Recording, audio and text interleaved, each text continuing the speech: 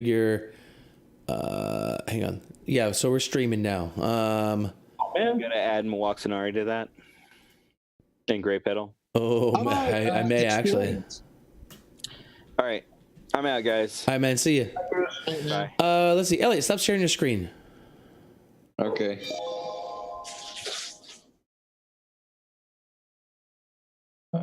Stop share. There we go. Check this out. Oh, it's beautiful. 2, 3, 4, 5.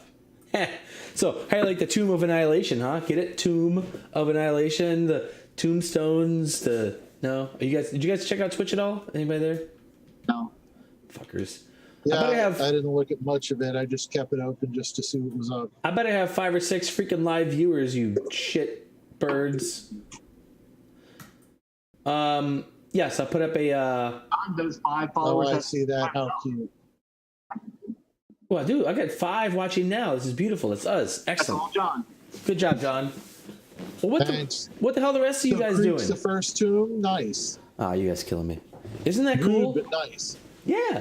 And so the next tomb we'll put probably Moax. Grey Petal. And Grey Petal, yeah. Actually, I'll put Grey Petal next to Creek because that'd be, come on. That's sort of. Yeah. Well, we're going to try to save Mowax, but I guess we'll see. But what about Grey Petal? Grey Petal can get out of this right now. She can entangle and Misty Step in there screwed. Man, Grey Petal. I don't know. That's why I said I'm not too worried about Grey Petal. Well, 5 times her speed. Grey Petal's in a tough spot. Grey Petal's going to have to full retreat to get out of there. Grey Petal's not retreating shit. Well, that's the problem. Is Grey Petal would have to full retreat to get out of there, and Grey Petal, that is totally against Grey Petal's character. What? Whatever. To retreat? That's nonsense. That's nonsense. You're talking crazy talk. Yeah. Somebody got left and then captured. Hey, wait. Are those snake things, are they armed with, how are they armed? Randomly. They with are 2 arms and a head. Are we streaming? Yes, we are. How about some XP while we're all still in We're not all here. Chris is gone. So this character will still get it. Let's see. It looks like scimitars and longbows, sort of roughly. Roughly scimitars and longbows. Oh, just like the Red Brands whenever they kicked your ass. Well, we'll see. She retreated from the Red Brands. Yeah, yours ass. Left my ass. Think about it. This is actually really interesting.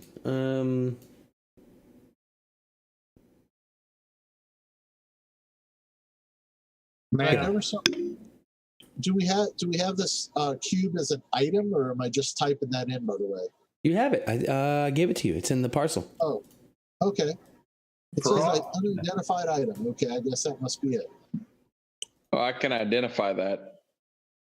Yeah, eventually. Eventually. We don't have any spare time right now. Wait, unidentified item. It says it's identified. It tells me unidentified item. Oh, there you go. How about that? Oh, there we go. Kubazan's cube. Kubazan's cube. Awesome. Yep. One of the 9. Well, you guys know all this, right? Yes. Yes, we know all that. We need to get nine items. We figured that much out because there's 9 tombs. If we are streaming, I don't see the streaming. Cost is legendary. That's new. Cost is legend. What? Yeah. If you click on the cube, it says type wondrous item, cost legendary, weight 0.5. Wow, I completely fucked up that weight. Yeah. By a lot. Shit, the damn little alms box is twice the weight of that. Yeah. We're streaming. Never mind. Yeah, we are. Yeah, that's cool, man.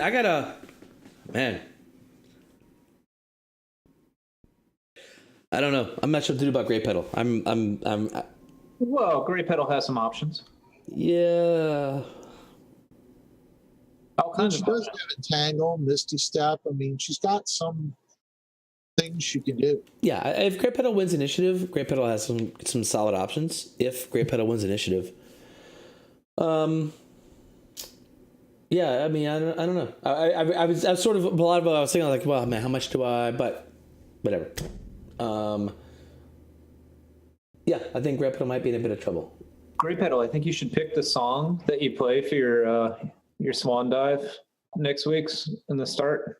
I'll put it on a list of things to do. Okay. Because that would be great. That could be some good. That could be some good music. That would be appropriate. I think that would be great for that battle section. Yeah, I think it's really good. I appreciate Gerald sort of remembering to deal with that Azaka thing. That's really cool. But yeah, there's a definite danger I was surprised to. you sent her away. Actually, I was absolutely convinced that she would not, that she would stay. Yeah, I was. I pretty much coin flipped that, I think, at the end of the day. Where's our bendy nose guy? I don't even know where he is right now. He's with you. He's definitely with you. I mean, he's following you. He sticks with the biggest group he possibly can. Well, I didn't know if he could even walk at the moment because he was in such bad condition. No, he's a guy with 3 levels of exhaustion who had basically just ran away for a minute and then was terrified and ran back to try to get back to some sort of safety with the group for a minute. We're not changing our pace for him. That's. Oh well, then.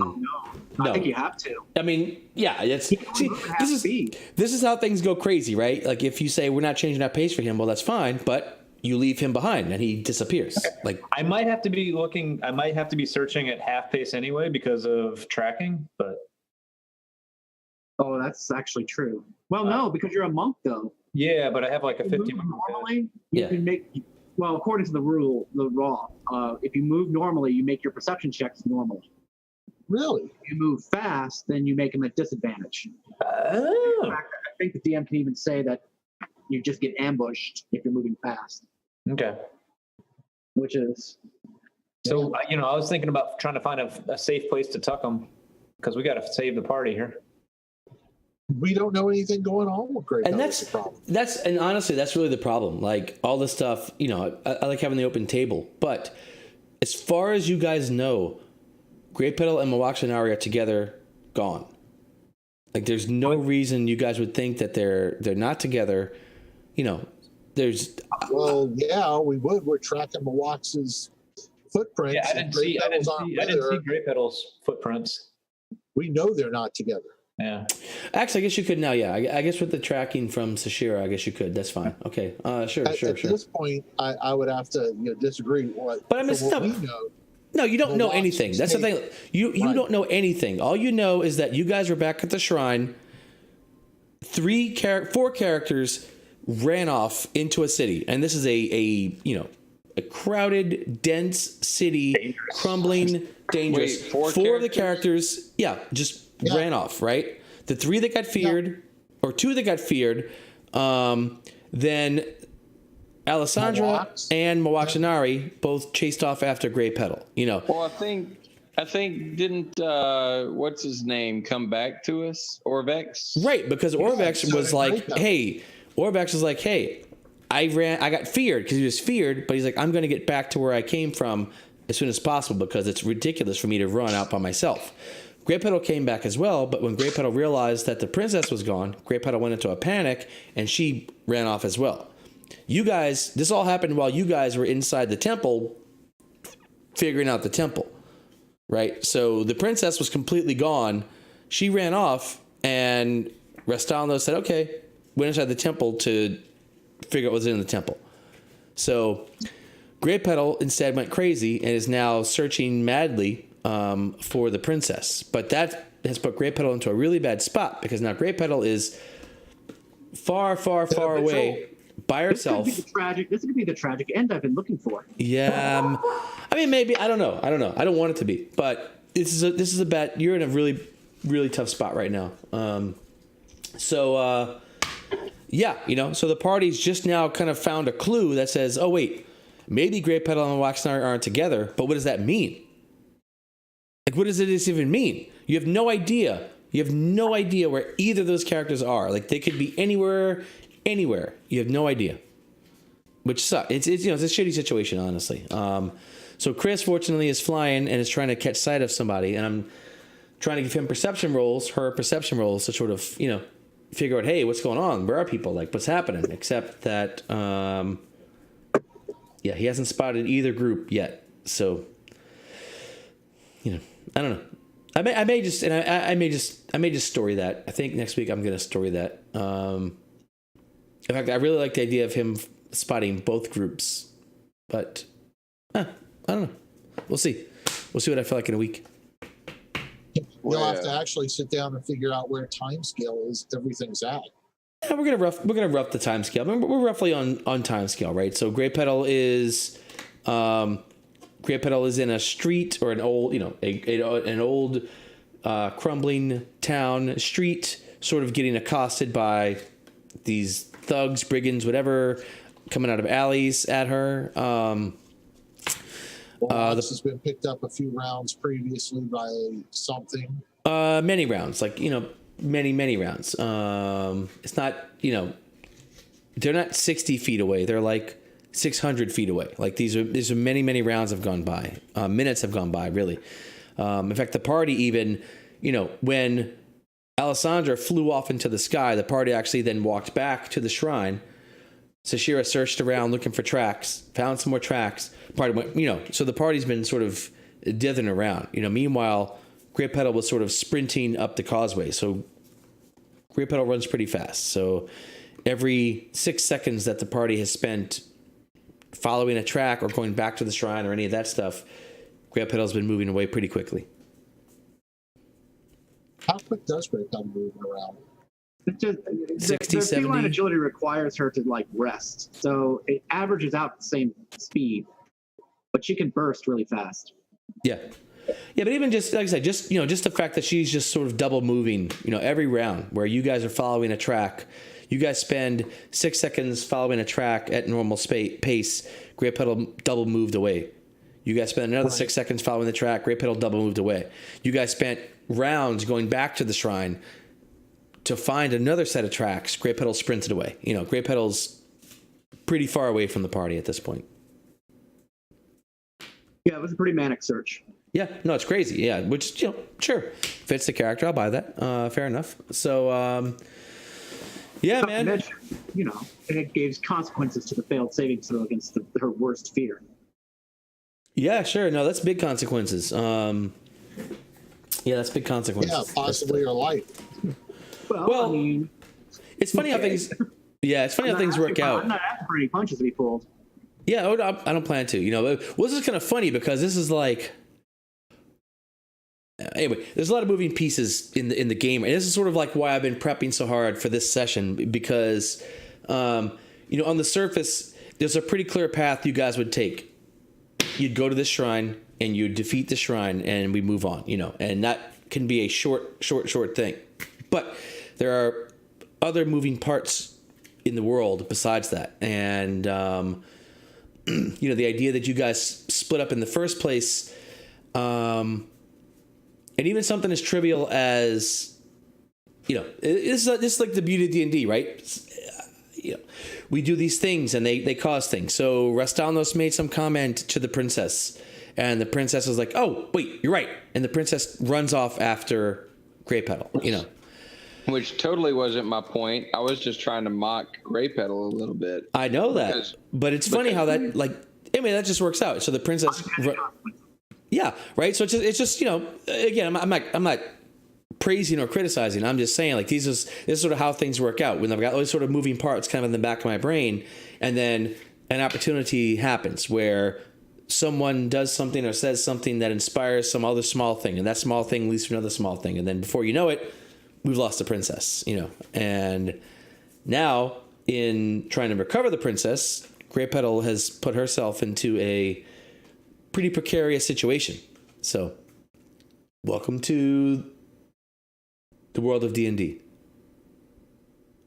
But I'm not trying to make this like a game of like harsh reality consequences. So I don't think this is the end of Grey Petal, but I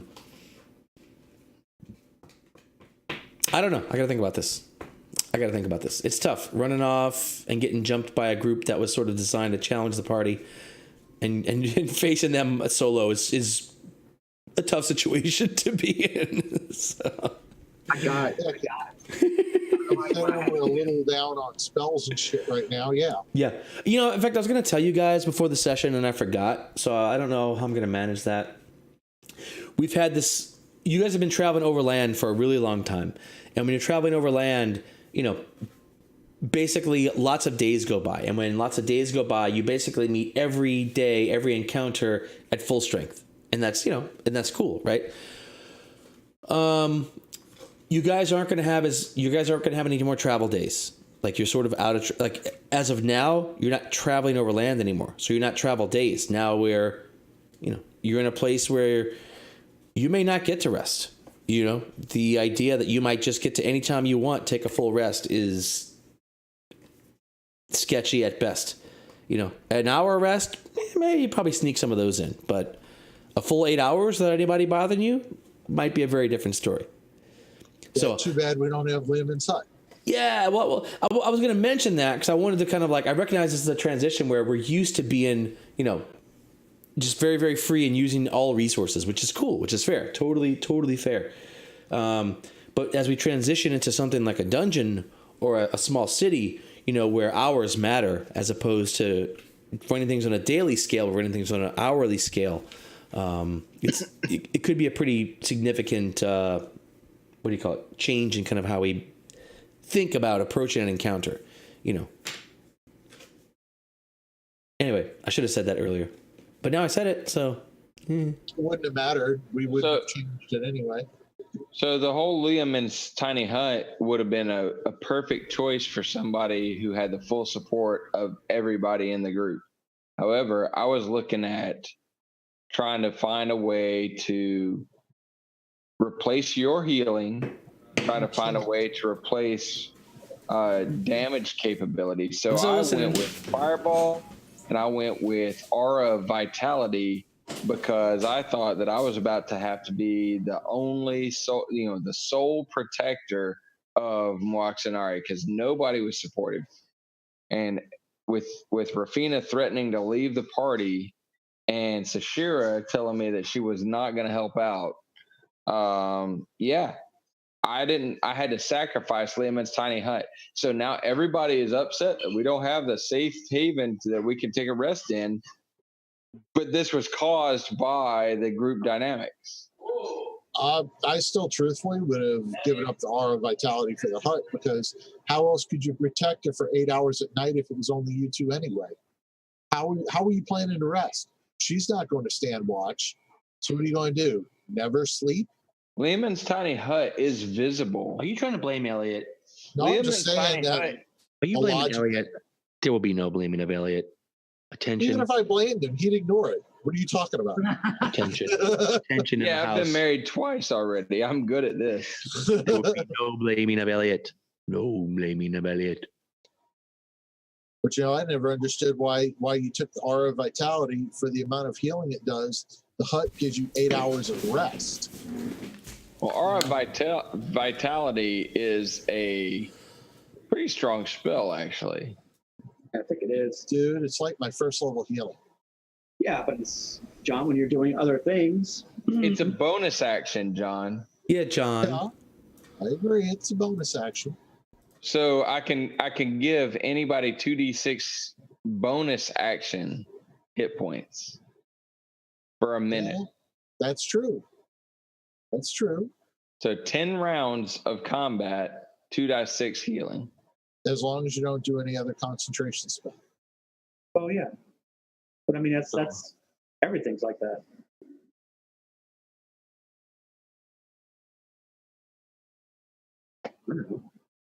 Should be more experience. I don't have very many concentration spells, actually. I like it. I think it's a good spell.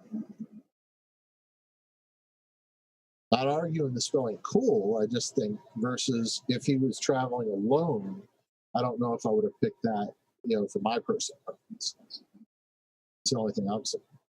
No, it's true. But maybe it'll be better. Maybe it'll be more interesting story-wise if we don't have Leoman's tiny hut.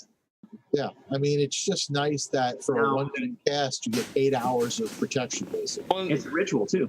You know, and that's Oh, wow. that's the thing. And Gerald, you just really hit the nail on the head with what I'm thinking of. Is that I know that Leomund's tiny hut is the smartest choice to make, but I was trying to play the character as for, hey, here are the influences that affected him in that decision point time. You know, it's so and yeah, it makes for a more interesting story rather than everybody who just always takes Leomund's tiny hut. Yeah, whatever. Now we can just ignore rests. We can always get a full night's rest. How about some experience while we're discussing this? Also, what about this guy coming on? Is he going to be an experience sink since we removed Azaka? This guy apparently is not a combatant, so does he get experience?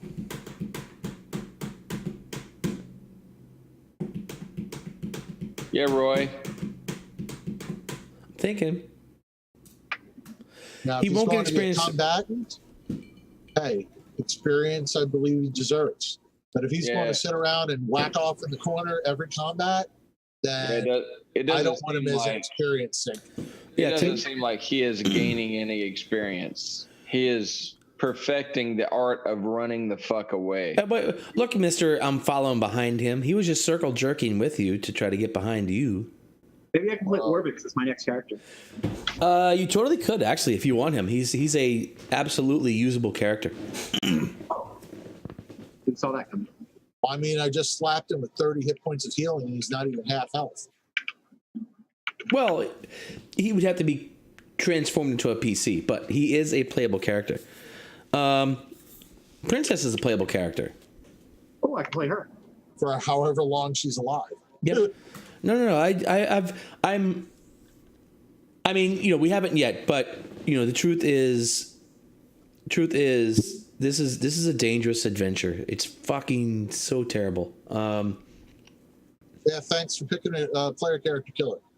No, well, I mean, it's the game, right? It is what it is, It was and that's available. fine. So anyway, the point I'm trying to make, the point I'm trying to make is that if we need a new character to come into, if a player needs a new character, I'm very, very, very flexible and open about how we get that new character.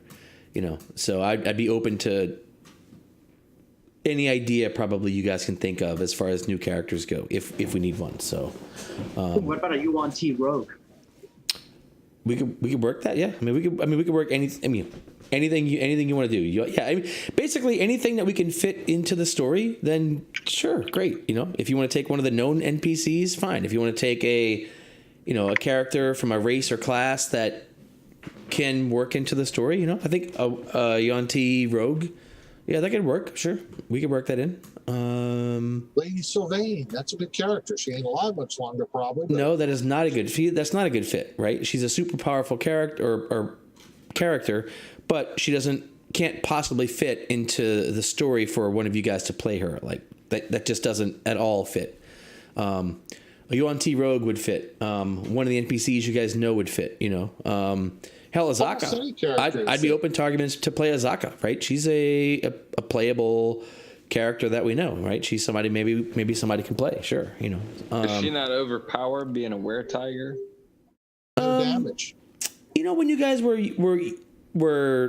no, as 6th level characters, she's probably pretty equivalent to you guys at this point. I mean, she's an interesting character, and I'd hope if somebody took over an NPC, they would play, sort of the spirit of that character. But no, a were-tiger is very strong. I mean, it's a solid concern, right? It's a very strong thing. So we'd have to look at that. How do we balance that with, as a player? So things would some things would change. I really like the character Azaka, and I'm really upset that she's gone. Yeah, I'm surprised I made that decision a little bit. I intended. Why didn't you step up and ask her to stay? I did. No, I mean, give her real reasons to stay. Yeah, I felt like the message I got, and I think this is what pushed me. The message I got was basically Gerald was like, "Okay, you should go," and Paul was like, "Hey, whatever's cool, we love you," and I know Elliot, I think you gave something, but I felt like it was sort of ambivalent too. Like, we'd like to have you stay. But I don't know. At the moment, No. I expressly and I specifically worded it to say, you have no further obligation, but I want you to be here. yeah. I let her know that she had free will, she had free choice, just like I did with Moaxanari. That's a thing that Rastanos is really big on. Is Yes. you've got your choice. We saw how that worked. Rastanos is really big on perhaps making sure he's not responsible for other people's decisions, right? Like, so Rastanos. So it seems that Rastanos tells people that, hey, I want this to be your choice. You don't have any obligations. You don't have to follow what other people's expectations are. And then I'll tell you what my best judgment is. And in both cases that I've done that, the character has not listened to my best judgment. Well, that's because you don't really ever. Rastanos is like almost too logical. He never, like, for instance, if you're going to say, Azak, I'd like you to stay because, but you never go to the because X, Y, and Z. You're like, Azak, I want you to stay. but I'm fine if you don't stay. If you don't stay, then that's perfectly fine. But I think that's a perfect observation. Yeah. Rastanos is too logical when it comes to playing on people's, like when discussing emotional topics, he says, hey, preface this with, you've got your free choice, and here is what I think your choice should be. And in Moaxanari's case, she was really pissed off at what his suggestion was. And in Zaka's case, it was, okay, well, you've said that you wish I would stay here, but whatever. It was almost disregarded. It was completely disregarded, actually. Yeah, but I mean, again, it's kind of like you can say how you feel without necessarily manipulating people's emotions. In fact, say, look, Matt Waxanare, you're the love of my life. I can't imagine losing you. Can you please just stay here in Kirsabal while we free your kingdom? In fact, that's a little bit better. I mean, you can even do more than that, but that's just an example of. You know what? I've just gotten my next direction, and when we pick up playing again, I have a 3rd level spell slot left for today, and I want to send Azaka a message that we really do need her more than the group let on, and so it's a 2nd level spell, but I'm going to send it as a send her a message and say, we need you more than the group let on. This is, I guess, because we have a whole week to really flesh this out. But I think I'm going to try to ask Azaka to come back using sending. Interesting. Will she? Azaka back would be nice, but wouldn't more of the sending be more critical to find out where Mawatsu is? The love of your life, or that maybe has just been taken, or maybe Great Petal, the freaking party member that you've been traveling with all this time. Like, I shouldn't have said that, but I was like, wait, you're sending Moaxanari and not Great Petal? Is that really, like, is that the thing? Really? No, Great Petal, Great Petal has thrown Rastanos under the fucking bus 100 times in the past 4 weeks. Okay, Rastanos hates Great Petal. All right. Rastanos. Gerald? Oh, that's so My sweet. observations have always been fair. No, you have not. Maybe cold, but they've always been fair. Nope, that's not true. That's not true. because Rastanos cannot take responsibility for his actions. It's like he's incapable. Now, Great Petal. That's pretty fair. I'm actually protecting all the people Rastanos claims to love. I'm actually doing you a favor. Great Petal is going out of her way to protect the people that you. No, I agree. Great Petal running up the causeway alone to certain doom is doing Rastanos a favor. You're right. He is doing that to find oh boy. So so just to rewind a little bit, when Moaxanari disappeared, Great Petal took off in a frantic, insane, senseless search, running everywhere to find her. And Rastanos was like, hey, what's in this shrine here? Yep. Now, that's actually what happened. Now, I'm not casting, whatever. All I'm saying is that if we want to look back and say about Mowaxanari or whatever, I'm only noting that the champion of Mowaxanari has abandoned all sense and reason. Well, she took off running after him when he was afraid, when she was afraid. After her, she You did. should have taken off running after her. And Great Petal came back and was like, "Where's the princess?" And she's like, "She's not here." And Great Petal's like, "I gotta find her," and took off again.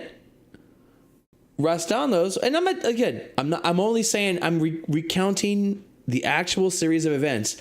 Rastalnos joined Rafina in the shrine to say, "Hey, what's in the shrine? This is cool," right? Well, this is our mission. This is our mission for sure. I'm with you, and which is all again. I don't care. Like I love this.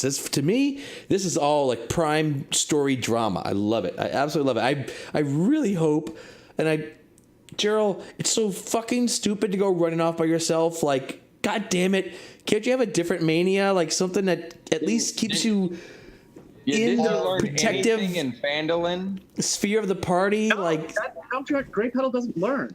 I know. I'm with you. Great Petal's current obsession is Mowaxanari's destiny. I hear you, and I'm with it. Like even your greatest fear, right? I'm with you. Like I'm picking up all the stuff. I think the story is fantastic. I genuinely applaud you for sticking to that storyline, right? Your greatest fear was Mowaxanari dead. Like that's what you envisioned as the greatest fear in the world was Mowaxanari dead or becoming queen, but at the because Great Petal dedicated herself as the champion. But that was his fear. So Great Petal says, "This is my greatest fear." And then Great Petal acted on that. Now Great Petal may end up dying because Great Petal has been consistently acting in an insane way, but consistently acting in a way to say, "Hey, this is my character. That's what Great Petal does, right? The character of Great Petal is an obsessive compulsive character. Like she finds a thing and that's the thing that must be all of it. Like the whole world revolves around this thing right now. And maybe that changes tomorrow. But today, this is where the world is. And right now, the world is revolving around Mowaxanari. And Great Petal got smacked with the fear of losing her. And then she ran off and came back. And now Great Petal has just abandoned all senses trying to find her. Hey, Roy gets me. I do. I mean, everybody. Yeah.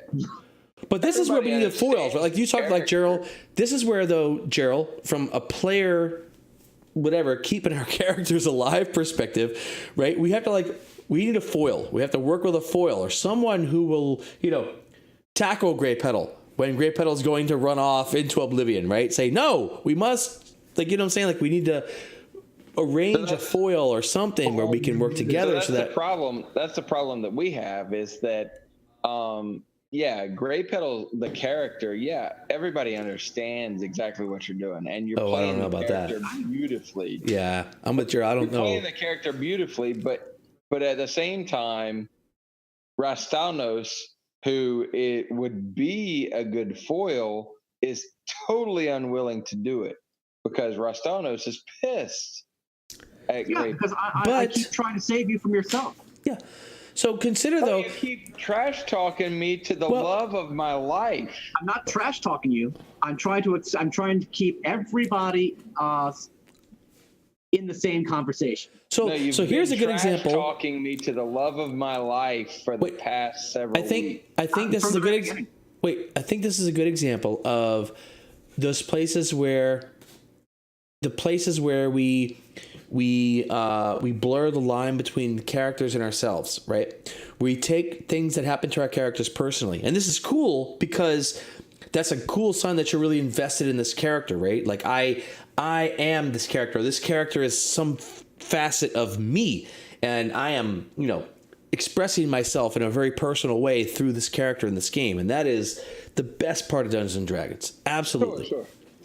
But I haven't taken this out. I haven't taken this out on like Rafina. No. But what I'm saying is, or Sashira, but Great Petal specifically went to Mowaxanari and started coaching her on how rotten Rastalnos is. Yeah. But as players, that's not quite right. Wait. Well, let me finish.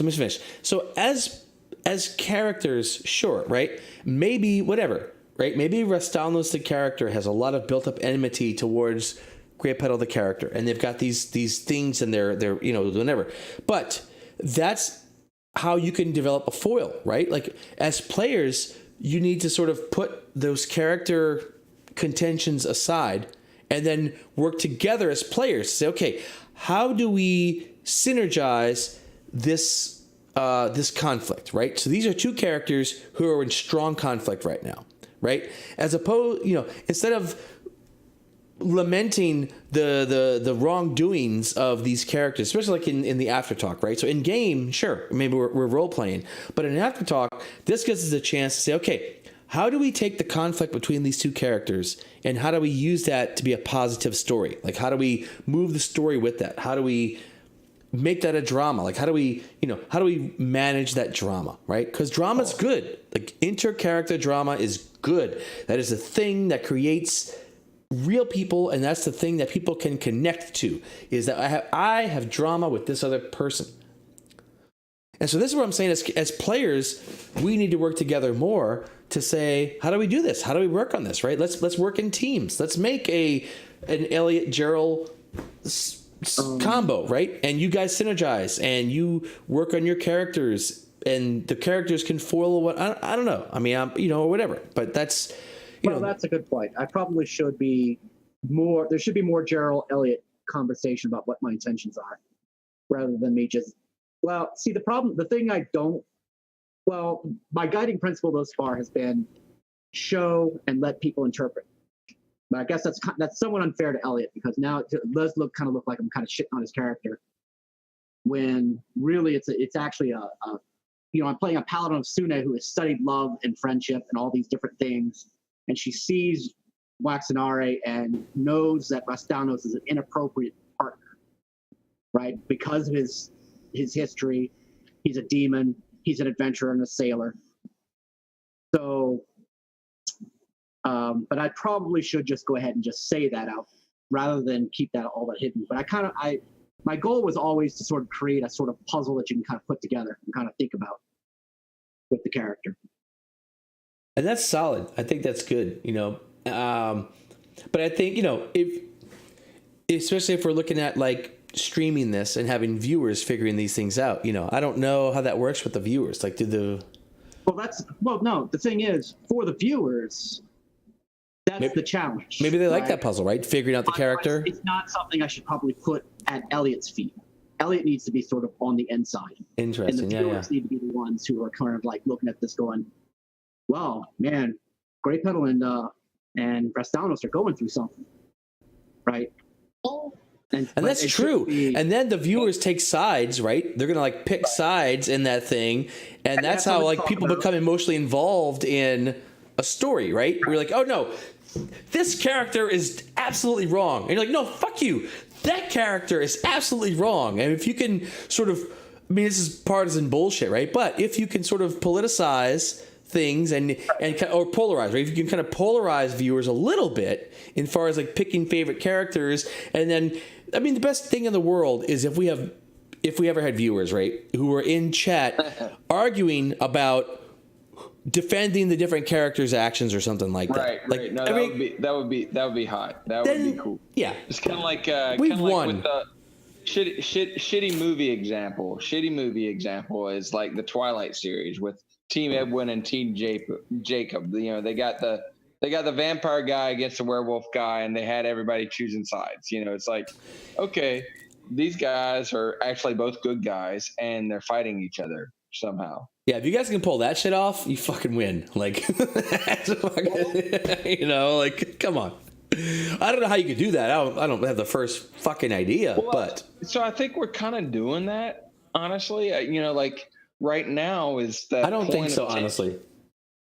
Well, okay, fine. Well, I think the problem is that we're not coordinated in it. Exactly. Elliot is playing the cold, letting his dissatisfaction with the situation be known, and Grey Petal's just, constantly taking her shots too. So, yeah. But I don't think we've coordinated well to pull it off. Yeah, the read is that you guys are just like. Because again, part of it is that I'm playing the game with you guys, and not trying to create a story for viewers, right? So I'm trying to create a game with the group. Yeah, true. You have to abandon certain assumptions if you're going to create a story. If we're going to cooperate to create a story for viewers, you have to kind of like give up some assumptions. But I think that what we're doing right now does kind of recreate the very beginning of this whole adventure when we were just getting together as a party, and the party had a lot of tension. We didn't cooperate well, and then we gelled for a little while, and we accomplished our goal, and then we started this new adventure, and we've got these different factions. You know, we got the Harpies and the Lord's Alliance. And we've kind of recreated the tension within the party that kind of made it both frustrating and fun at the beginning. You know, it was just obnoxious to an extent. Yeah, we're getting back into that more, fortunately. Like now that we're past the jungle. Well, this whole thing's been kind of a revelation. This is the first time I've kind of like looked at it from the point of view of there should be that we need to cooperate more to create the story rather than we're just kind of playing the game for ourselves. Yeah. Which is true, because this is the first time we're doing that. I don't have very frequent access to Discord, so we're going to have to coordinate. If we're going to coordinate, we're not going to be able to, like... You need to check out Discord. You need to fucking... Look, give me your email, and I'll just email you. Email is awesome. Email but I need to be in on this as well, because I need to know what's going on, too. Well, we know your email address. Just do Discord. I'm telling you, just do Discord. Fucking Discord. It's so easy, Discord. It's not as easy as you might think when you change phones and your two-factor authentication is locking you out of your goddamn account. I made you a new account. I made you a whole new account. You could use that in my account. I'm a problem solver. Well, you guys are here. You guys are here. And my camera's here. I really need to fix this shit because this is fucking me up. Yeah, because the really cool thing, Roy, you're here, and my camera's here. Oh, shut up! Get out of here. Nobody cares about you. Yeah, I'm gonna fix it. Well, I got other shit going on, man. I got. Yeah, look over there. So you can menacingly see what my response was to your menacing comment. I need over there. I'm over there, Roy. I'm over there. No, you're here. You're over here. You're actually way over there. Look, this is way over there. Hey, wait, hold on. I'm looking at you. Oh, now I see you. You like this, huh?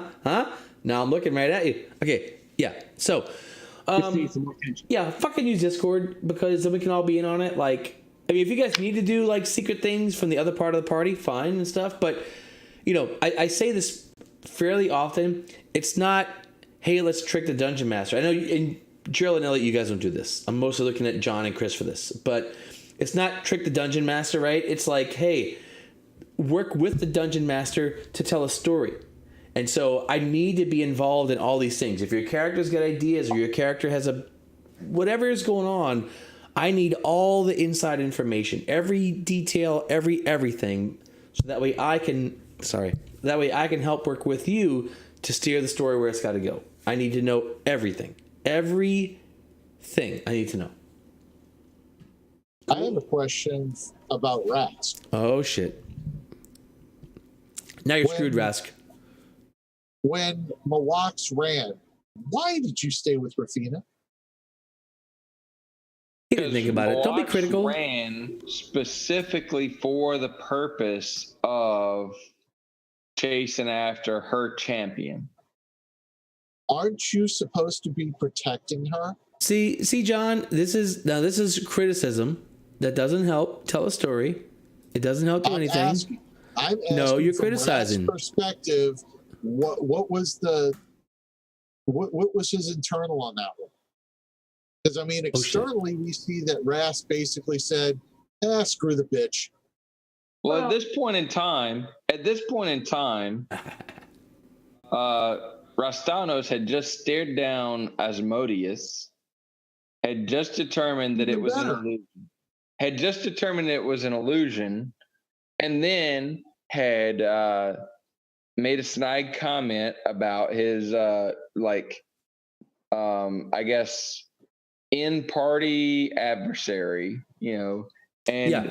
So this is the interplayer. Saw something happen that was totally unexpected. Like, that wasn't what I thought was going to happen, but we got another situation going on and they'll be fine. Like, he didn't expect that there was anything bad that was going to happen to them. He thought that the biggest threat was this open gate right in front of us that just showed me my greatest fear. I just saw my greatest fear come out of those gates. And so them getting far away from what I just saw is probably best case scenario in my mind. Well, I'm just asking because I'm trying to figure out how Rast's mind worked with that. Because so Asmodeus is the Lord of Lies, Deception, Illusion, right? This is all Well, nonsense. Illusion of it. None of this helps our viewers, right? So Gerald hit upon a revelation today. Let's all revelize. Revelize? Is that a word? That's not a I don't word. think there's a I don't verb. think it's a word. No, I think there's revelate. No, even that's not a verb. It says George Bush. Can't we just make up? Can't we just verbalize nouns? Can't we like It's not inspired. revelate? Okay, can we all revelate that? And you guys should. I'm serious. Like, take a few minutes out of your. That's the answer. Well, take a few minutes out of your day when you can, and check out some other D&D streams. Right? Like, look at how these other guys play. Like, these streams that have people who actually tune in and watch them. What are they watching? What are these guys doing? Why do they care? Right? They have a script, probably. They might have a script. I don't think they do, but they might. But They have a script. I think they do at least sort of work together. Like that's what I was saying a little while ago, right? The idea of players working together to create character drama, and that's beautiful. You know what I'm saying? Like, that's great. Sure. And if Rafina has a problem with Rastalnos' thinking or something, then that's really cool, right? And let's do that. But instead of in the after party thing, accusing Elliot of whatever, not doing what you think Elliot should have done, you work with Elliot, say, hey, Elliot, so Rafina's not going to like what Rastalnos did, right? And Rafina's probably going to accost Rastalnos and ask these questions. So here are some things for our next session you may want to think about so that you can provide some good answers to Rafina's questions, because Rafina's the mother hen and she's going to make sure her chicks are all taken care of. And when she realizes the chick is missing, she's going to go kind of crazy, right? In a different way than Grey Petal, right? So Grey Petal went crazy by just running off and fixing the situation right now. Rafina may go crazy by saying, okay, what went wrong? How do I troubleshoot the system? How do I fix the system? What went wrong? And Rafina may, interrogate all the different characters and stuff. But Rafina interrogating the characters is not the same as John interrogating Elliot. We've got to draw those lines. We've got to draw lines between our characters' interactions and our personal interactions. And we've got to work together to script, if we need to, that character drama. That's how we tell a good story.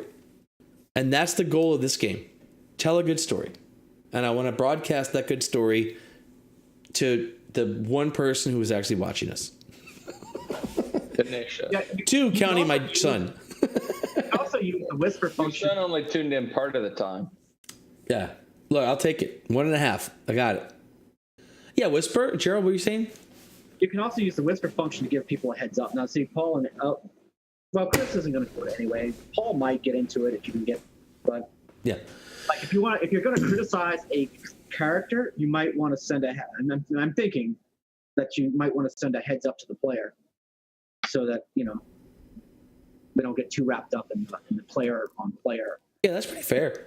But I think that's something that would be a really good thing to do. But I think over time we get better at that, right? Like as we recognize as people, as players, that we're not going to be criticizing and attacking each other, but our characters are going to be interacting, right? The more we role play our characters, then it takes all that kind of personal stuff out of it, I watched some of these streams, and these guys are playing these things, and some of the characters do really stupid shit that just cause problems for the party, right? But every player in that game appreciates that because they recognize that that's going to add drama to the stream, right? This character does something stupid, that causes drama.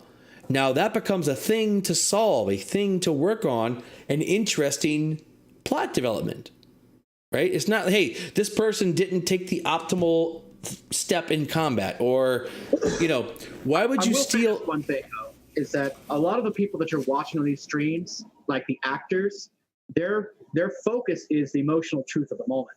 Whereas as we're a bunch of mostly technical types, the emotional truth of the moment. We're not, we're not looking for that. We're looking to solve the problem a lot of times. Yeah. Not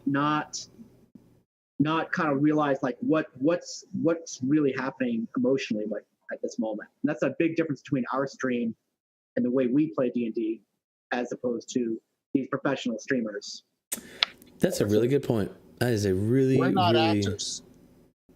We're players.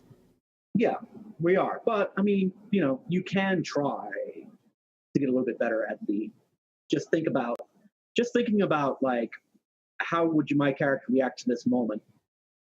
That's what I thought we were doing for the most part. Well, almost the whole time. Yeah, I think that's a really good point, Gerald. That's a really good point. Yeah, and I'm not, one thing I'm not trying to do is sort of change the army I have, right? Like, we are who we are, and I'm not trying to get us to pose or to pretend to be something different. I'm only suggesting, the only thing I really would like to work on is the idea of, like I said, just separating player versus player drama and character versus character drama. That's all, and that's cool. I don't know. I don't know the good way to do that, but I think that's, I'm not trying to make us into professional actors. We're not going to be. I don't want to, no, I'm not going to be. I'm not a fucking professional voice actor. It's not going to happen, But yeah, but I think that you don't really have to be a professional. You just have to kind of like try to think more about like what the character's doing and what the moment means to the character. Yeah, no, I agree. I think that's why I like the, I want to try to encourage, maybe next week we'll try to encourage more voice acting, right? Not that we're good voice actors, but maybe the idea of talking in character, figuring out your character's dialect, your character's, I don't know. What does your character sound like? What does Restanos sound like? What does Rafina sound like? I don't know, right? Maybe if we think about what they actually sound like, and as players, what kind of phrases they like. Yeah, right. Yeah, exactly. Like in fact, I wrote in my notes, once upon a time, some random thing. What did you write, Gerald? You wrote. No, you didn't write. You said this like in the stream. You said. I thought I had this in my notes. You said basically Gerald said something like in something with Grip Pedal. Gerald said some phrase that was like, "The light of your soul shines upon your face."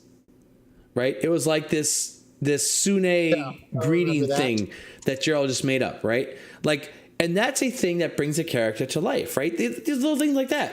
He doesn't have to try to talk in a feminine voice, whatever, but he can have these idiosyncrasies. He can have these sayings, these things, whatever these things are what does your character sound like? If I have a conversation with Grey Petal, what are some of the things I may hear? Does she, whatever that may sound like, right? Like, and John, you sent me a thing today where you're like, don't forget your other senses, or right, basically the idea, don't forget your other senses, where you're, as a DM, you always describe a scene. Here's what you see. Here's what you see. Here's what you see. You get 4 other senses besides what you see. So bring your character to life beyond more than just what we see and what we talk about. And those are the things that we can do, I think, that really get us more in character. And I think maybe the more we're in character, then the more we establish those sort of, character dramas without getting pulled into them on a personal level.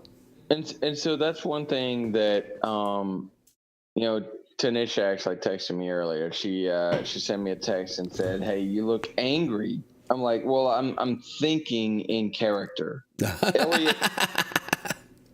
Elliot's not angry, but Rastanos is angry at Grey Petal. Like, Elliot doesn't have a problem in the world with Gerald. Are you sure? Yes, I'm sure. Okay. I don't have a problem in the world with Gerald, but Rastalnos was at that moment very angry with Grey Petal. That's well, sure he should be. Yeah, Our positions would be, I'd be pretty angry too. So that's kind of the thing is that there is in my mind a definite separation between how does Elliot feel about Gerald and how does Rastalnos feel about Grey Petal is totally separate. But I was thinking in character, and she texted me. She's like, "Everything okay? You all right?" Yeah, I'm thinking about how Rastalnos feels about Grey Petal right now, and Rastalnos is pissed. Rastalnos is so fucking angry. But I'm good. Don't worry about me. I don't think as people we have any problems with any one of us between us. No, but we do, and again, this is part of D&D, right? Is we get caught up in our characters, and it's why we play D&D. We like that emotional connection to our characters, and I don't know that I want to sever that. I don't know that I'd want to take that away because I like that sort of emotional connection, right? Because yeah, sure, we want to have a game, we want to tell a story, we want to make a stream, but maybe the best thing we do are these emotional connections we have to these characters, right? Where we just we forget about the rest of the world for a little while, and we were just like, Rastalnos is fucking pissed off at whatever, and maybe that's okay, but yeah, like Joe said, we do need to remember that we are streaming. There are people ostensibly that may one day watch us, and if we're sitting in our cameras and we're really pissed off looking all the time, that's very different than when your character is saying something to act out how your character is feeling, right? And so, again, the separation, the only thing I would maybe change about this group a little bit is to work on separation between character and player. That's maybe the only real thing that I may want to, may say we should work on, because I think we do. We get too wrapped up in our characters, and getting wrapped up in our characters turns into us sort of personally kind of, being mad, such that people will watch us in video and text us and say, "Hey, are you okay? Because you look really mad." You know what I'm saying? If you're playing it though, you're not. None of us are role playing 100% of the time. If your character's on stage, right? If your character has a spotlight and your character's given their monologue, and you're looking angry and you're active and you're right, that's fine. And the viewers gonna be like, "Oh yeah, the character's talking this video." But if your character's done talking and other people are doing their spotlight and you're sitting in the background going, right? The viewers are gonna be like, "Oh shit, wait. So that's Elliot's not having a good time right now. Elliot's actually mad. Elliot's actually mad. He's not, he's not talking, he's not acting, he's not in the spotlight. He's hanging on the side right now going, fuck Gerald, fucking, right?" And people pick up on that. Anyway, the text message is I think a pretty clear data point for that, is that, yeah, if you're in the spotlight, if you're role playing and it's your turn in the spotlight, then yes, you get to do whatever you want. And I think it's good. I think it's good to use facial expressions and voice, whatever you can do. Yeah. But I want to interject here, and I think that the problem is if you break character, if you break out of character, I don't think it carries the same. I don't think you feel the same inspiration whenever you get back into, "Oh, it's my turn to talk now. Now let me affect this sense of outrage." If you kind of stay in that mode of I'm outraged, then whenever it comes around to your next turn to talk or the next opportunity, because I didn't try to monopolize the conversation, but I tried to keep that same feeling. I wanted to keep that same sense of I've been wronged. This is unfair is completely. I can't believe that my sister here is doing this, is putting me in this light, and so trying to maintain that sense and feeling of outrage, so that whenever it becomes your next turn to speak, I don't feel like you can. I think it would be very choppy and feel disingenuous if you try to, all right, let me break character because I'm not the one talking. I'm going to sit here and look calm and passive. And in a second, I'm going to turn the switch on. I'm going to turn the switch on and just be pissed off again. Although for the past, couple minutes, I've been sitting here looking like, oh, this is a great night. We're just sitting here gaming, having a good time. I'm going to have a little sip of my tequila. I'm going to, oh yeah, this is fun. No, I'm angry. No, I'm really mad. I'm pissed off. Okay. Elliot's a method actor. Yeah. Well, He has to be in the moment. He has to stay in the mess. has to stay in the moment. Yeah. There's some truth to that. No, I think that's true. All right.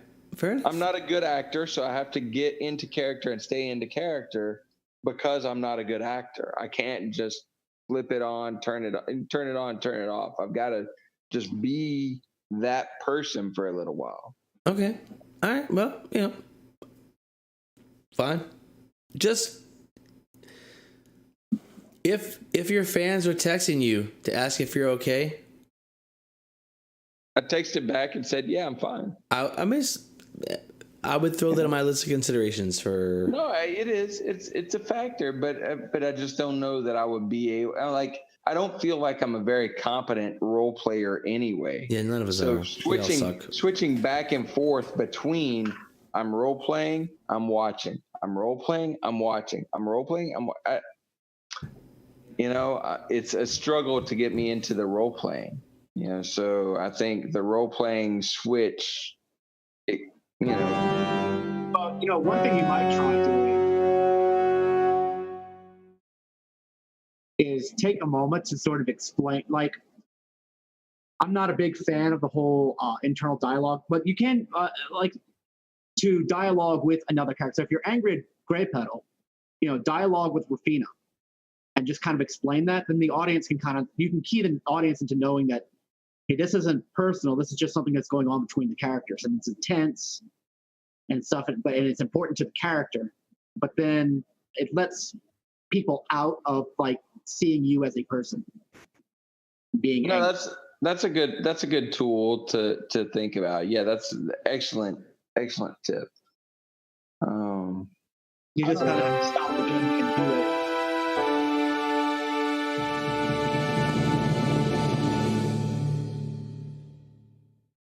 Well, I gotta find death music. So Death music. Just in case. No, come on. Yeah, we gotta work on that. We gotta work on that drill. I'm not trying to help her. Y'all should talk about it in email or Discord. Well, no, because this is just like finding a way or this is gonna be more just Gerald finding a way to survive. Or if he wants, maybe he doesn't want to. Maybe. What's the truth? What's the emotional truth of the moment, Roy? That's what you have to ask. What's the truth of the moment? Roll a die 20. Well, if the love of your life, well, I mean, Roxanne is not the love of Grey Petal's life, but she's let's say the obsession of your life is out there somewhere, and you got no. The obsession of this moment, not your whole life, just like today. Obsession of the moment.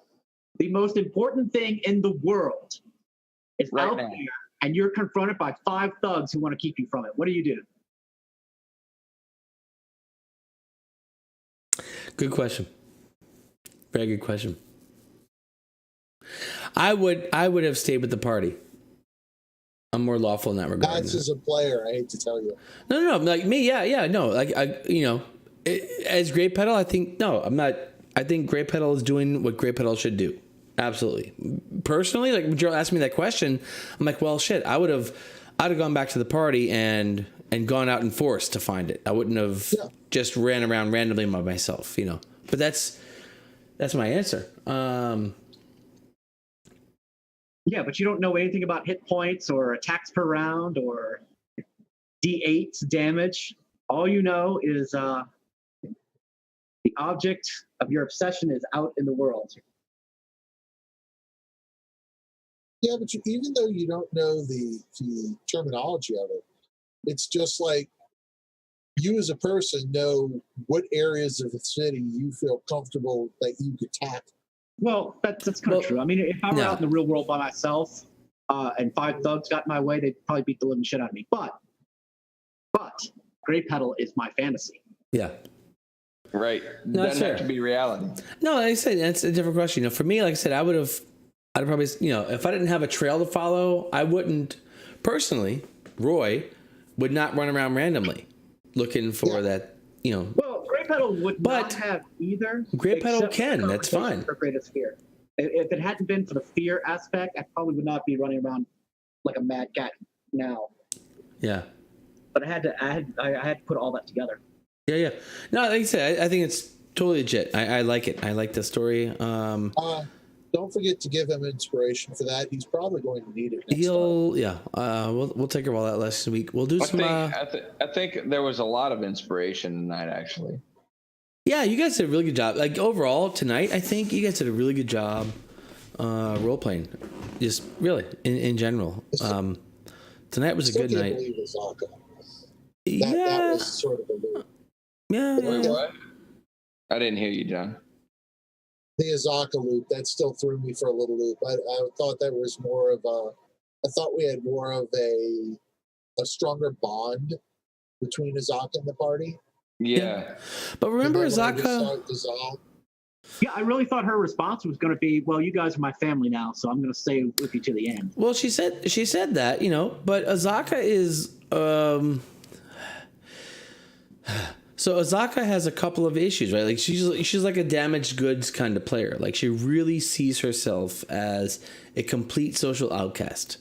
And someone who has to avoid any kind of physical intimacy or any of that, right? Because the curse, like she really sees this lycanthropy as a curse. And the most important thing in her life is not to pass that curse on to anyone else. That's a really, really, like her number one thing. So that's why, like when Sashira went to hug her, she was like, I love Sashira. And she's sees Sashira as family.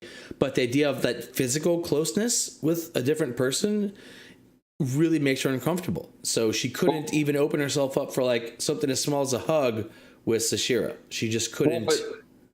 But then in contrast to that, and the inconsistency with that was that she did then with Alessandra go and make a physical contact emotional gesture. But not an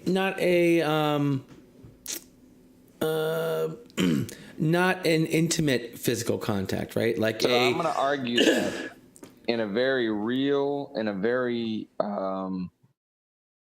modern stance, you and I hug all the time. Do not get the fuck out of here. How often ever would you put your forehead on my forehead and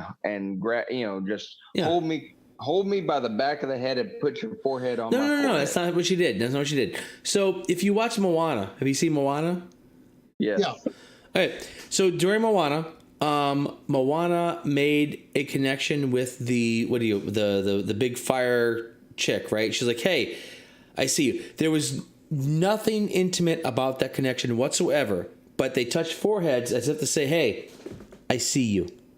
I understand. I agree.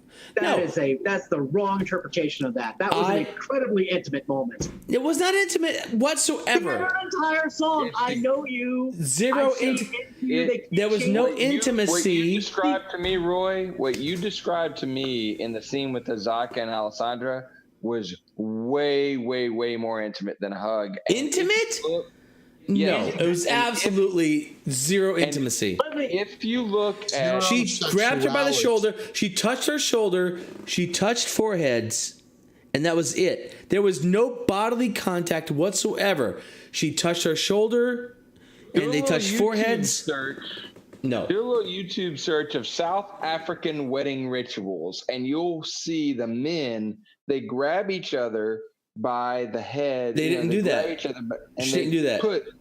They do. They grab each other by the back of the head and they go forehead to forehead, like nose to nose. Yeah. And that's like this impassioned brotherly love. But she didn't do sort of that. She didn't do that.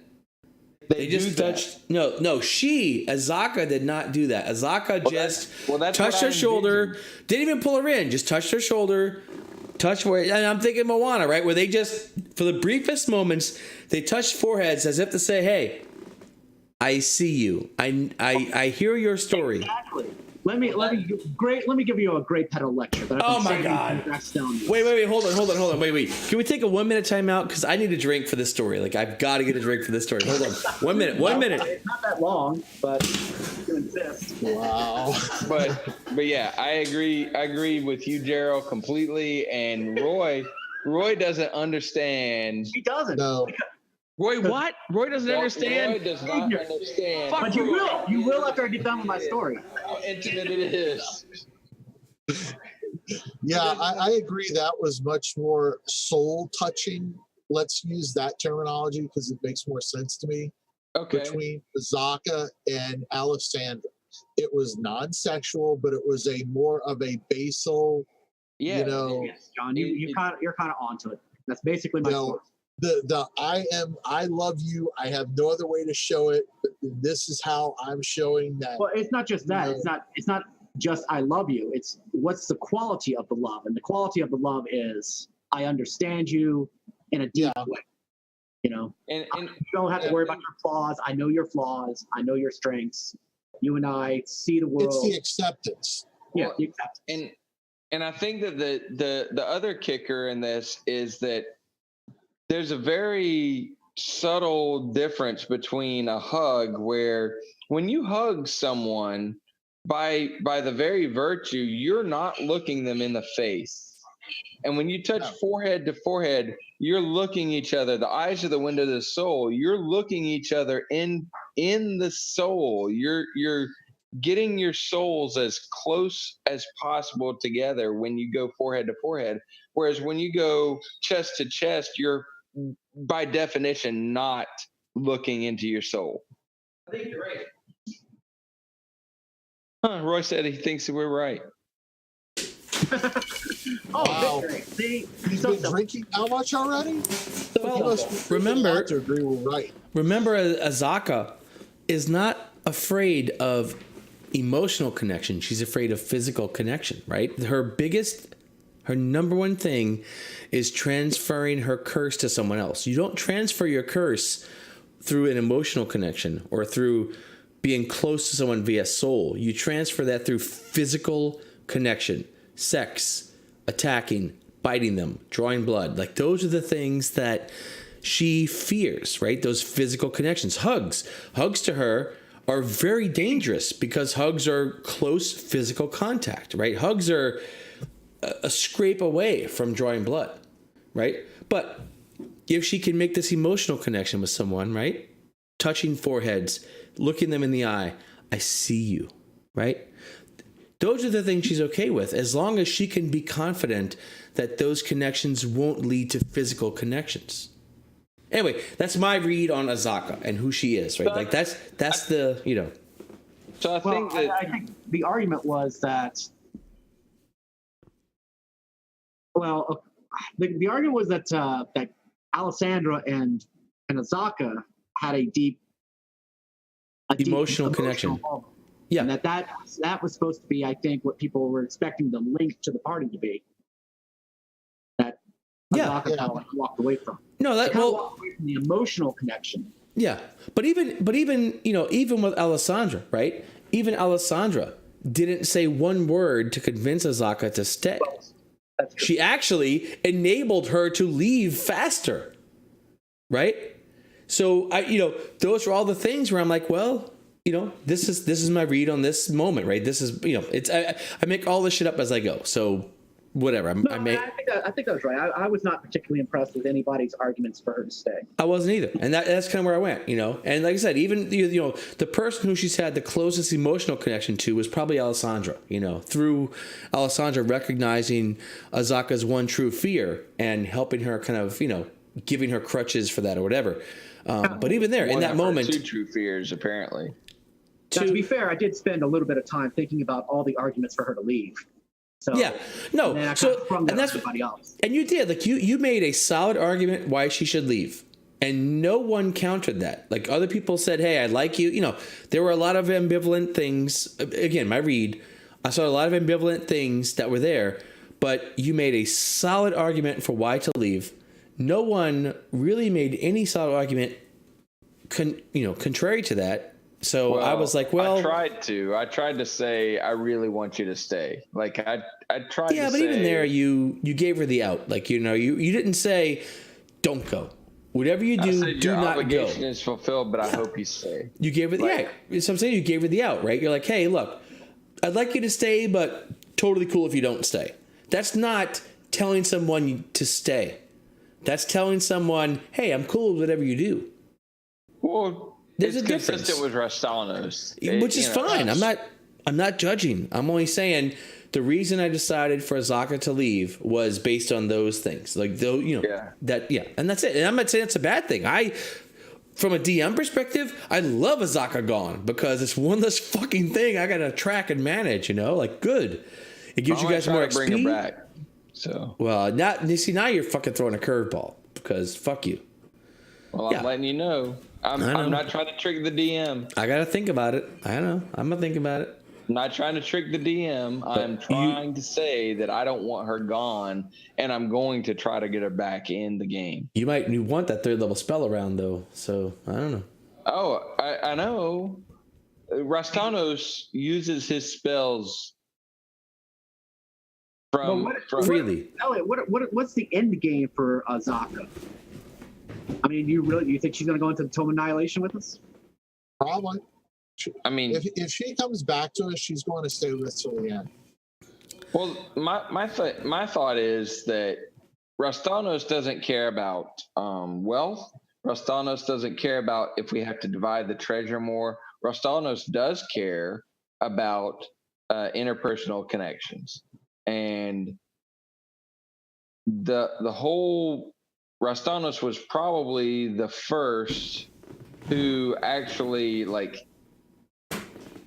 maybe even too soon, we'll say ridiculously quickly embraced the party as a family. Just you and Sashira, yeah, Rastanos is craving physical connections, craving to have. So the princess knows close friends. So Rastanos isn't worried about necessarily. Rastanos isn't trying to get anybody hurt. Rastanos wants everybody to do well, but Rastanos lives in a dangerous world. He knows that our interpersonal connections are our best chance collectively of survival. Well, practically, your character probably knows about magic and stuff, and you know that Azaka's one ace in the hole isn't going to work against a lich and his magical traps. She is very likely to die. Yeah. Well, no, and we're all likely to die. Well, no, that's fine for us. But why would you take someone you claim to love and bring them into a situation where they're very likely to die? Well, so that's a tough question for Elliot, Gerald, because that would be assuming some responsibility, and you can't. Wait. So let me say that, Gerald, you did, on top of everything else, you made a convincing argument to Azaka, right? Because at the end of the day, Azaka likes you guys, and you guys are fantastic. But she likes being alive. She likes living.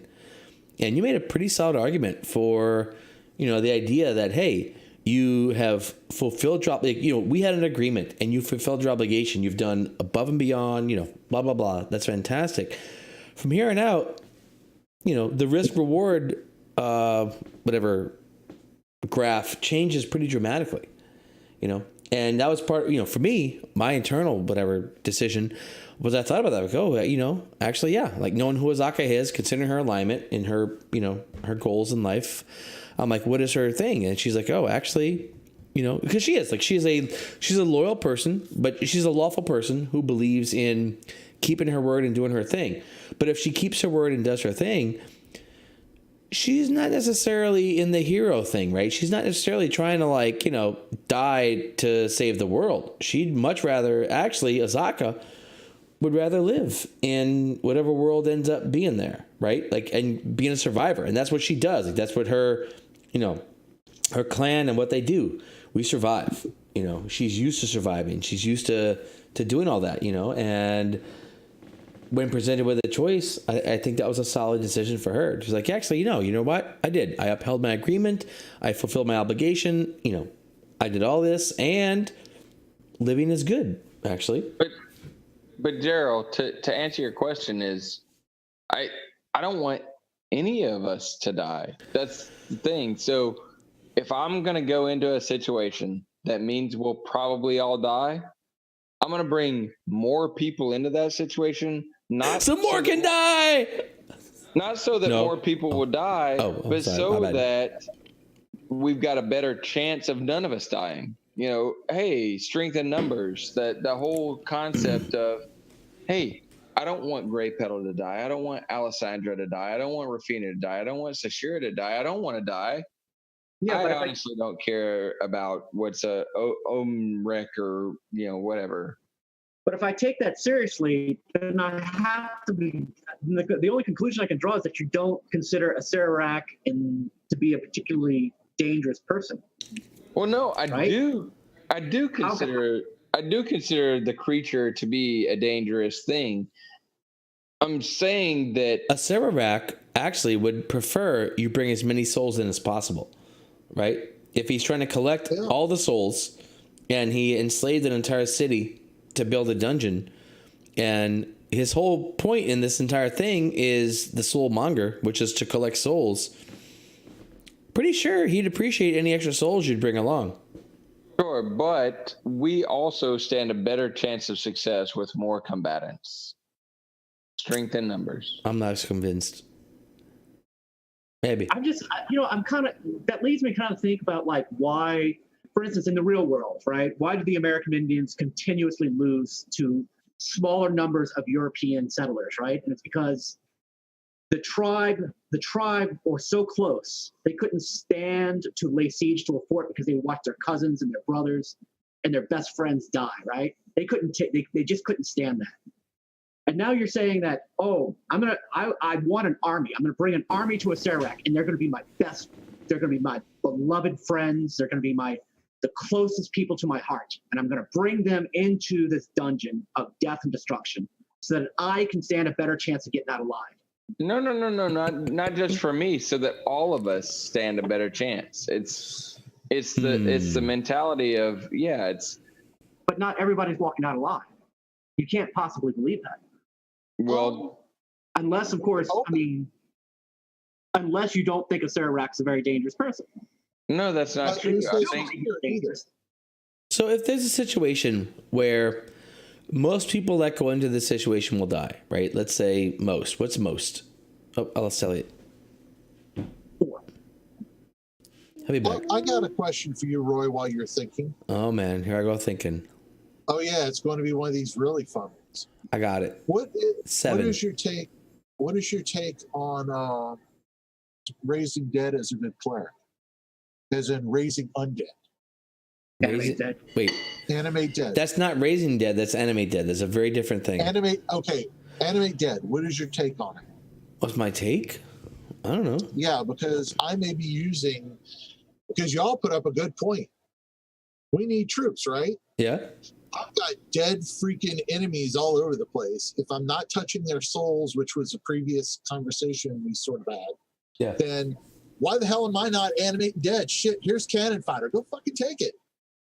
Use my enemies as fucking cannon fodder. I don't. I may research. Well, so every time you guys ask a question like this, I research it a lot. So I'll probably research this. But my initial idea is whatever, right? Like you guys write your characters. You tell me what your character likes and doesn't like. Like that. I'm trying to run this game where, like once upon a time, right? We had this thing where like the DM would judge, and if you did an evil thing, the DM would smite you and change your alignment, and you would suffer dramatic consequences. No, fuck all that. I'm not into any of that bullshit, right? I'm into you. Evil acts. Yes, but it's your world. Well, no. So I want to try to get the feeling of, we have to know what evil is. Cleric of this do something like this? Yeah. Well, I'm trying to make the point that I'm trying to run a game where I'm very open to players defining their characters, right? Like, I don't know. I may have an opinion on this. Like I said, I haven't researched it. I don't know the whole thing. It comes down to a question of culture. What culture do you come from, and how do they respect the dead? Yeah, and my initial response is to allow each player to answer that question for themselves, right? Like, so John's the cleric of Lathander. To a large degree, I'm really okay with John writing the book of Lathander, right? Great Petal is the paladin of Sune. I'm pretty largely okay with Great Petal writing the book of Sune. Like, I can write all this stuff myself if I need to, but part of this is that, well, okay, I'm not super creative. Let's admit that. And I like that you guys, like the stuff that you guys write, the fiction, the shit that you guys create is amazing. So for me, in this game as a dungeon master, whatever, I think a lot of cases where you guys write your own stories, they're better than the stories I write. So I'm sort of down with that. You know what I'm saying? If it's something that's going to break the game or fuck up my storyline, then yeah, of course I'm going to, whatever. But if you guys have cool fiction to write and cool stories to tell, man, I'm all about that shit. I think that's great. And that's what I'm trying to do. That's a huge departure from how I've always played D&D. And, I can't change the past. I can't change who I was. I'm just saying, moving forward, I want you guys invested. I want you guys writing stories. I want you guys to tell me, what does a cleric of Lathander think about raising undead, John? I don't know. I guess I'll have to think more. I'm just trying to figure out, what the ethical piece of it would be from a good standpoint. I mean, if there's no souls involved, all I'm doing is basically creating a golem. So to my mind, I don't have an issue with that from a good perspective. Yeah. If I'm not digging up creatures to do it, I don't have an issue. Now, if I'm going in a graveyard, digging up skeletons to animate them, different story. Even if it's like an enemy of your god, you can imagine a culture where the clerics are like, we will repurpose the bodies of our enemies, of our god's enemies, for his greater glory. But on the other hand, I mean, your culture could also just say you don't touch the dead because it's that belongs to the gods. Yeah, and that's what I'm saying. Like, right? Like, if you again, I can do this. I can write all these stories, but I'm not very creative. And I wouldn't do as good a job as you guys. Seems like there's two directions you could go in with that, John. Is that one is that, I'm not messing with their souls, so it's all legit. Or you could intentionally cripple your ability, and that's what Rastanos is doing a lot, or what I'm doing with Rastanos a lot is Rastanos could be a much, much stronger character, but I'm playing a specific set of ideals that they're not strong. Like, he's got his challenges that he has to overcome, and Gerald's doing a beautiful job with Grey Petal. Like, Grey Petal is ridiculous with, both strengths and weaknesses, and Grey Petal, Gerald is intentionally crippling the character and doing things that aren't D&D smart. They're not an inspiration to us all.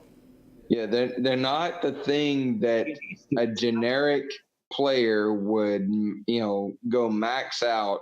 You're not maxing out the character with Grey Petal or with Rastanos, and I love that. And that's what this whole game is about. I'm not trying to make a game that you need to max out your character. I'm not trying to make it easy mode. I'm not trying to make something you walk through, but I think it's a lot more fun with taking the liberty to be a flawed creature.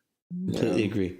I completely agree. And I hope I'm encouraging that, as much as I can. So I would like the flaws to be not flaws that are going to guarantee your character to get killed, as in I like to run off on myself in things, right? I think that's basically always ends in disaster. But every time we've tried, I don't know though. Great Pedal did that before. She survived. So sure, well, only Sashira. Yeah. we ended up with real estate because of that. Sashira, that's actually very true. Okay, wait. Maybe we should do Great Pedal should run off more often. Will we end up with a house last time? Are we going to end up with a temple or a city this time? Yeah, no telling, man. And this is cool because, one thing I'm super excited about are the the long story arcs with the relationships, the political relationships you guys are creating. I mean, I don't know. We'll see. This city's an important city, so this is why I've been really working really, really hard, and why in Sushi Happy Hour, I didn't even want to drink much because he didn't even talk to me the whole time. I'm telling you, I had to be sober. I had to get this shit straight because there's so many. Like I said, there's a lot of moving parts in the background right now, and every step you guys take, every decision you make can change the path you go on, and so there's a lot to be ready for. What? It just did. Yeah, no, it definitely just did. Yeah, and you definitely couldn't have planned this one out. No, exactly. I told you that, right? I told you that. I'm like, look, I'm not even trying to plan shit out. I'm just gonna be like, look, here's all the information. And I'm going to just hold this information at the ready and see where you fucking retards go, because I can't predict what you might possibly do. I can't. I could have never predicted this session in 1,000 tries. I couldn't have predicted this session. There's no way. So, I mean, the dice hate us and love us at the same time. I mean, how could all the major powerhouses miss 5 out of 6 times? No, I didn't. I never missed. But see, that's the cool part. But see, that's the cool part is that all that was damage, right? Where I took liberty was when the party scattered, right? When you guys hit the gate with the fear, set up the fear rune, or the rune of fear, and then characters scattered. And so I appreciate this, right? Because I think a few months ago this might have been a different story. I decided. When that happened, I decided, okay, these are the things here. And so I took Moaxinari. I took her. And there was all kinds of arguments that could have been made against that. But the story, I decided I'm going to do this thing. And so that's cool. That's super cool. I really appreciate that you guys were going all out. Anyway, I just can't. I love this game so much. If there's any criticism, when she replied to the sending, I think it was a little too calm for her situation. Calm? Unless that's really her character. Yeah, she was very calm about that. Oh, I didn't. Yeah. It should have been. I've been You can't save me. Where are you? I can't see you. Yeah. No. Fair enough. Well, I can see that. All right. But whatever. It's a minor observation. If that's the biggest criticism of tonight's session, that's a huge fucking win, man. I'll take it. Take it. Sold. Whatever. Accepted. Yeah. I don't know. From role players' perspective, we all played our roles the way we should have. From a smart player perspective, any D&D player is going to look at us and go, what a bunch of fuck-ups. No, they're not. They're going to be like, this is a story. That's a story. Great Pedal running off by herself is a story. It's a story that may end up in Great Pedal dying, but fine, whatever. Anyway, make a great movie. That's where we're gonna be wrong. So That's John, actually what I was thinking the whole time was a cinematic. Really? So then you'll all be happy to know that my daughter, actually, I tell her the stories, and she I kind of, bedtime stories are frequently just kind of recaps of what we've played, and she's just always saying that she really hopes that there's a movie one day made of the stories of Rastanos, and of course it's the whole party, but she zeroes in on Dad's character as a good daughter should. and so she's really hoping that there is a movie made of the story of Restanos. So and so all of us, and she knows all the characters. She knows that Rafina's a human. She knows that Alessandra's a half elf. She knows that Saphira's an elf, and that Grey Petal's a tabaxi. I could tell you races. I don't know. I know one of you is an elf. One of you is a half elf. I know tabaxi. I know Grey Petal's a tabaxi. Well, I know Lion knows who is what. And she is so excited. She loves Saphira. She loves Restanos first and Saphira second, actually. Saphira? What? Yeah. She loves Saphira. Saphira's a lovable character. Saphira's like one of the most flat characters. Absolutely flat character, man. Saphira's got... She's 8. And she loves Saphira. Oh, and Elliot's actually, I'm sure, telling the story. Oh, I see. The bardic story of Saphira. Elliot's probably adding a lot of personality to Saphira. I see. That's possible, and I try not to. I try to kind of tell the stories as they are. In fact, I think I told her that Saphira, most people wouldn't like Saphira, and I think she actually that might be argued her with mind. me and said, "Well, most people might not, but I do." Did you read her the stories? Did you read her Grey Petal's journals? No. Dude. I don't know if you can. I don't know if that's I don't think I can read Grey Petal's journals. I don't know if they're so. I don't know. All I know is that when I think of this campaign, and this is no shit. When I think of this campaign, the journals, the pure journals of shit that never ever happened that Gerald wrote for Grey Petal is like the best part of this campaign. That whole sheriff, dude. I'm serious, man. That shit. I mean, seriously, that was. Like, I don't, and it's funny because I'm curious how interesting that is to people who haven't run the game with us, because there's obviously a lot of game references, character references, and stuff like that, you know. But as the DM who ran that game, those short stories are the best part of this game. It's the best fucking shit ever. Twitch feed. Now that we've got Tanisha, and she shared the Twitch stream with somebody else tonight, by the way. Yes, good job, Elliot. More followers. So now that she's hooked on the Twitch feed, I'm gonna also steer her to the Obsidian portal and hey, check out our journals, you know, and check out the characters, what they've written.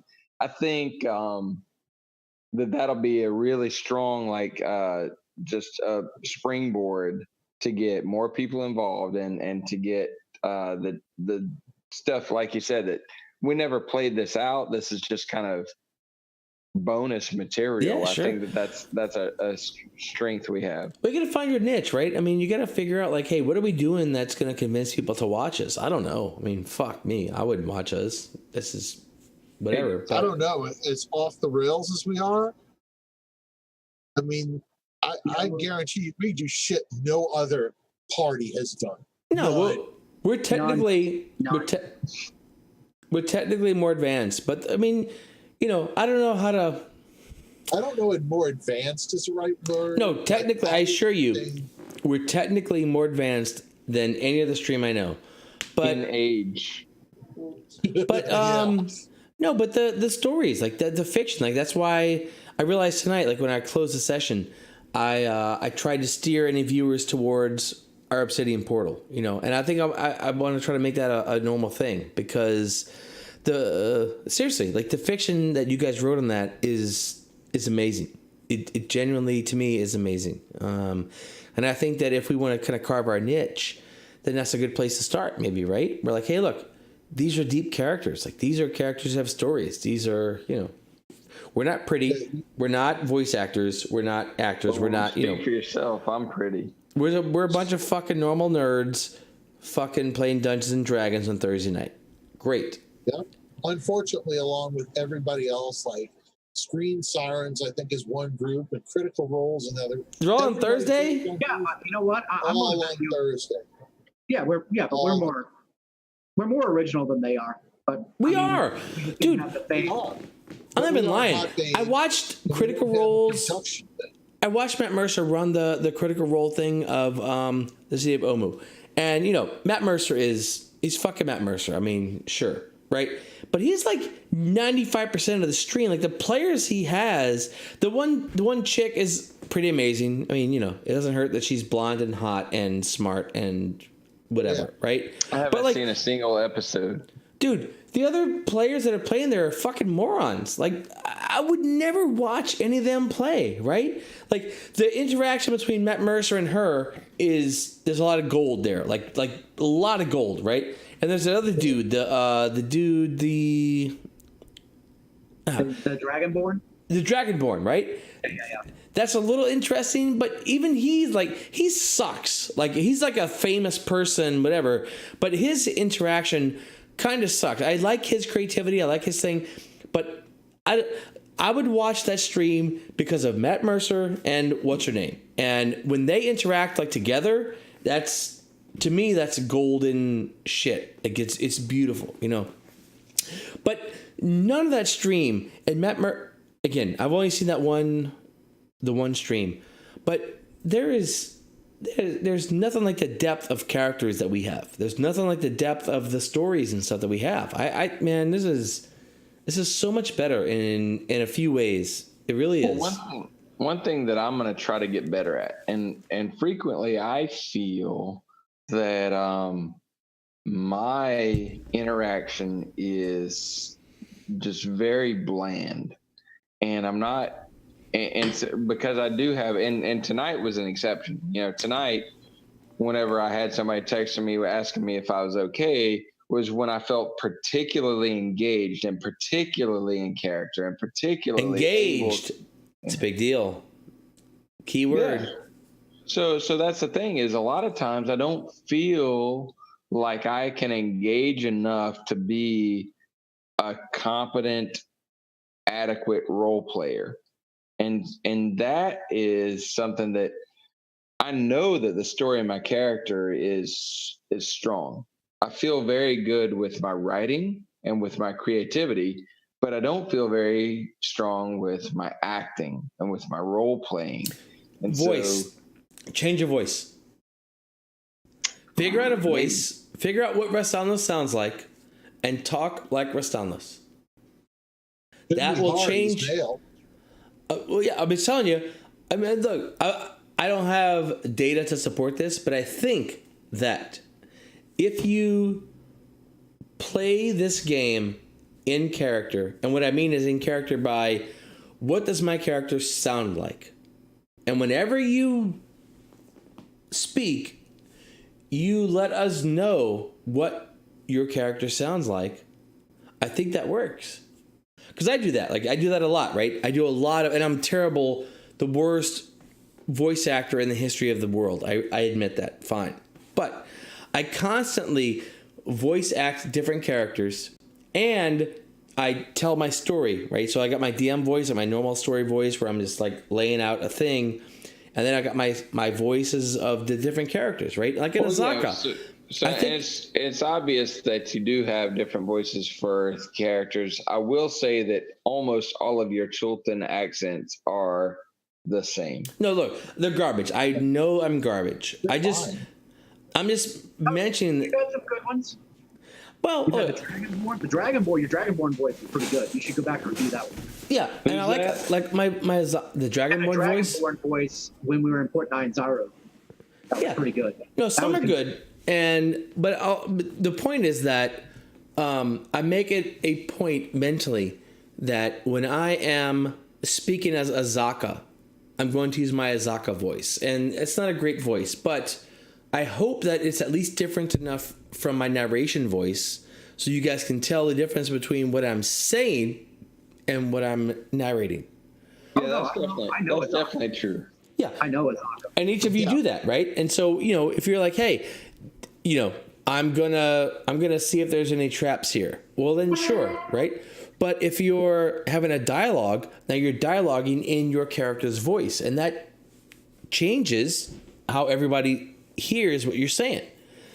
And so that's one of the things I think that we can do. I think that if we do that, we do that, and that changes that shifts our thinking more from, hey, I'm Roy and I'm whatever, here's how I feel about Gerald, into when I'm talking to my character's voice, I think it's a lot harder to be Roy than when I'm talking in Azaka's voice. Like when I talk in Azaka's voice, my brain sort of shifts into thinking, okay, what is Azaka thinking? What would Azaka like? What would Azaka value? What would Azaka, you know what I'm saying?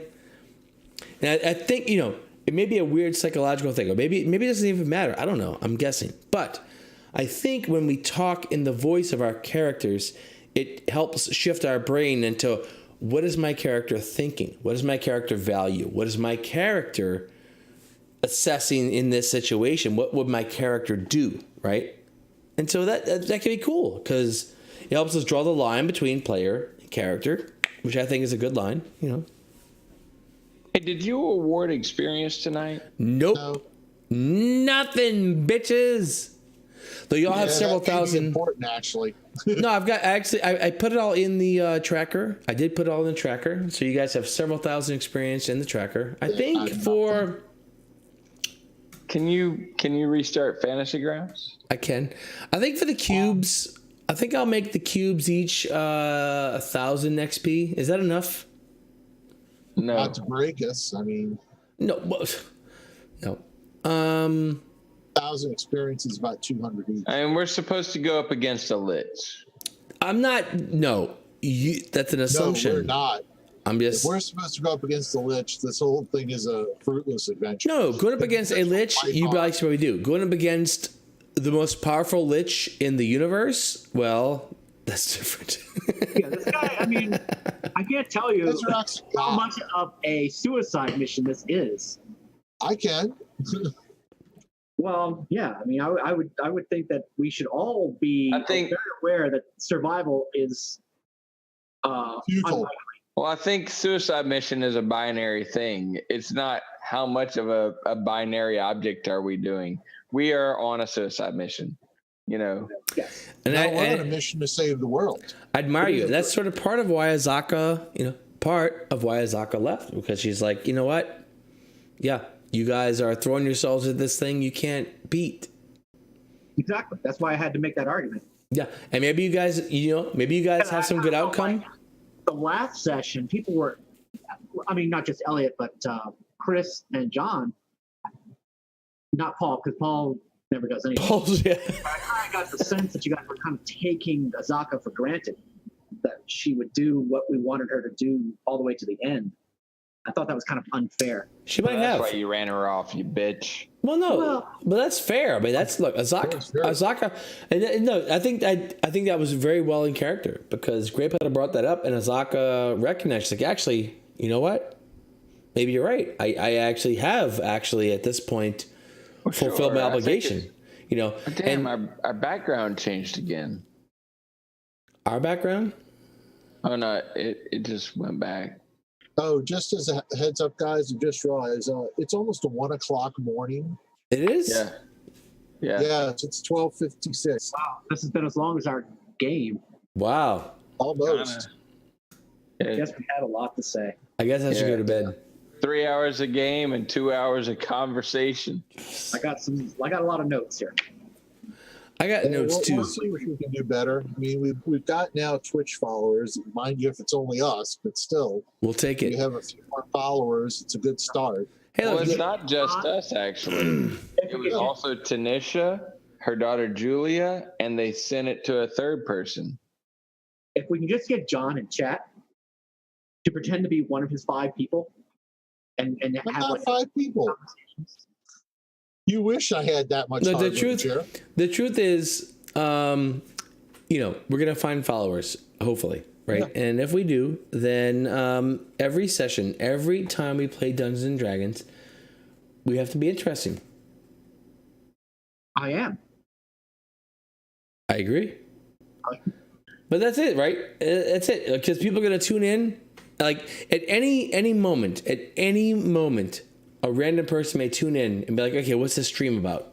And they're going to give us a few seconds to impress them or whatever, right? And like, okay, yep, nope, done. That's pretty high standard there.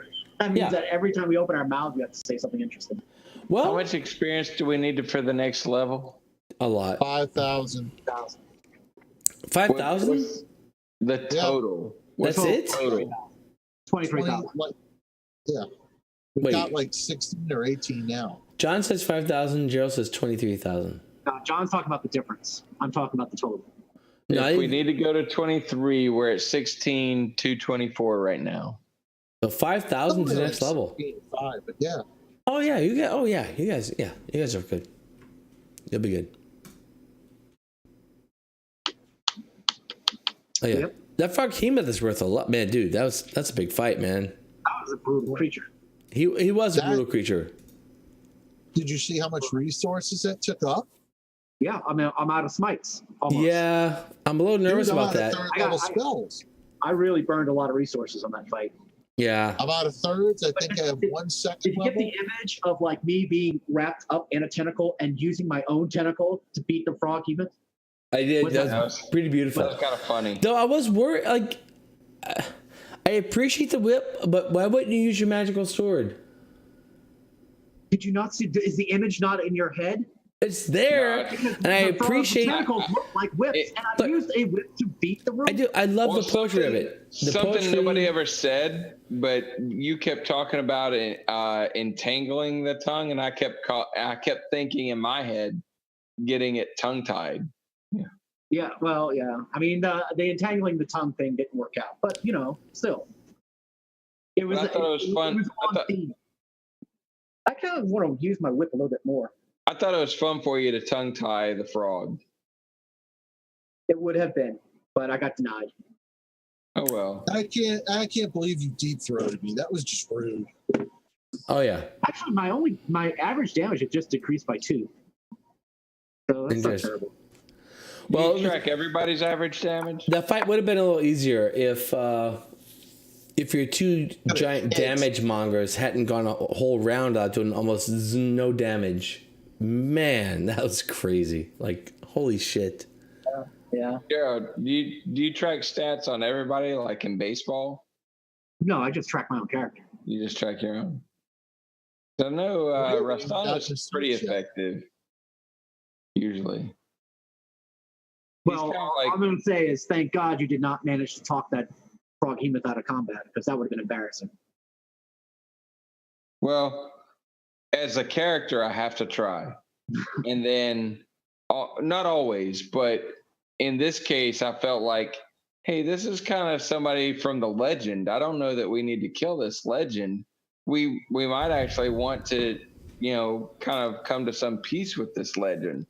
And then the legend just made a lot of noise at me. Well, after so you the next did- thing I did. After you guys did like 100 damage to the legend, yeah. So after Like, the fuck you legend guys. No, After you're the going to sit legend ignored here. my plea to stop combat, I went ahead and did 5d6 damage. I'm not going to lie. It's hard to stop someone from fighting after the whole party has like. Well, when you Attacked when you it. call yourself dungeon master, that implies that you can really do anything you want. I can do anything I want. And that's what I'm telling you. If the party spends a solid round beating the shit out of something, and then you're like, hey, friend, hey, let's be friends. Let's parlay. It's gonna be like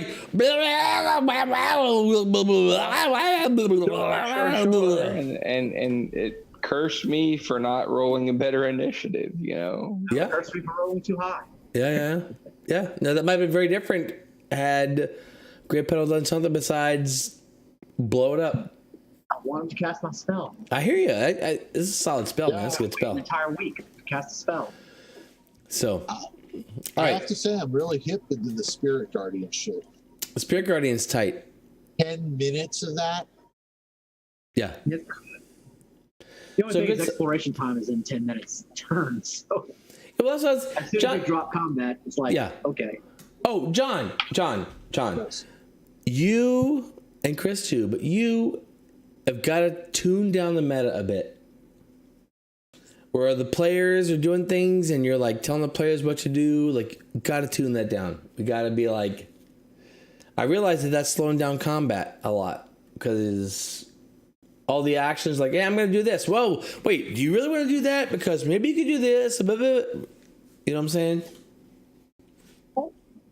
Yeah. John's solving Because the problem. John is, and look, I'm like, this is how I have always played D&D. Is figuring out all the answers and all of us working together on every turn. Like, this is when you play, what's that thing? Well, a lot of us got into D&D, right? That's what we love about it. It's solving the problem. Yeah, and it's fine. Like, I'm fine with it usually, but that's why in our old tabletop games, we would spend 8 hours and only get through one combat. Yeah, it's because we are just ad nauseum discussing every little thing, and hey, let people make their mistakes and talk about it as a lesson learned after the combat. Say, hey, I think you should have done this. Yeah. Or that's good. You know, and look, if there are things that are like, you know, make or break, gonna break the game, you know, sure, I'm all about all that stuff, right? I'm easy with inter-party communication, but again, I'm trying to create a game where we don't have to be optimally efficient for every single combat action, you know. And when we play video games, we get used to that, right? Because we control a party, and every party member is going to make the optimal attack and blah, blah, blah. But because you have to. Yeah. But in this game, you don't. So I don't want to put a kibosh on it because I don't want it to never happen. I would like to just sort of like kind of tone that all down. Is that fair? Use fair discernment.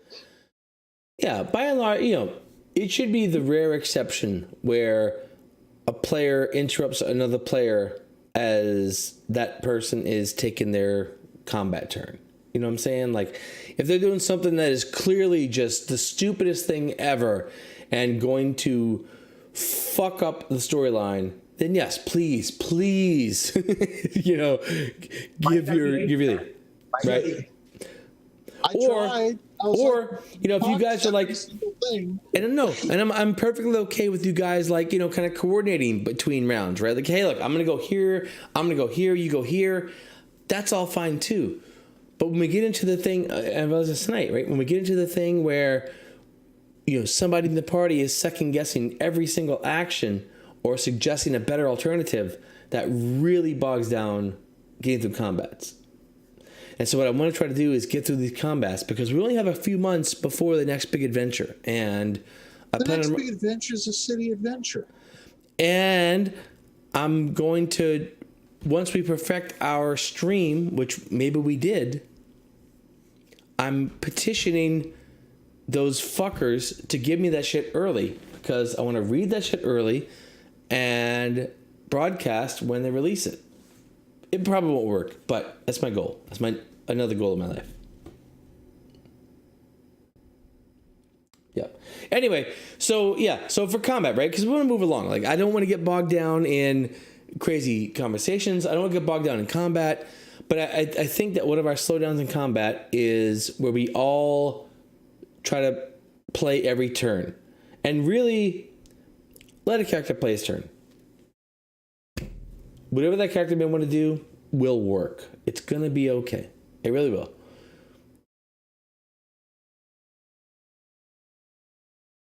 Fair? I'm game. I'm game. You're gay? Oh. I always knew it. I'm not, but I mean... After another 5 drinks, maybe. Maybe. Everybody can be bought. Oh, I can definitely buy. Are you kidding me? Oh, yeah. Yeah, I'm for sale. Absolutely. You guys just give me a price.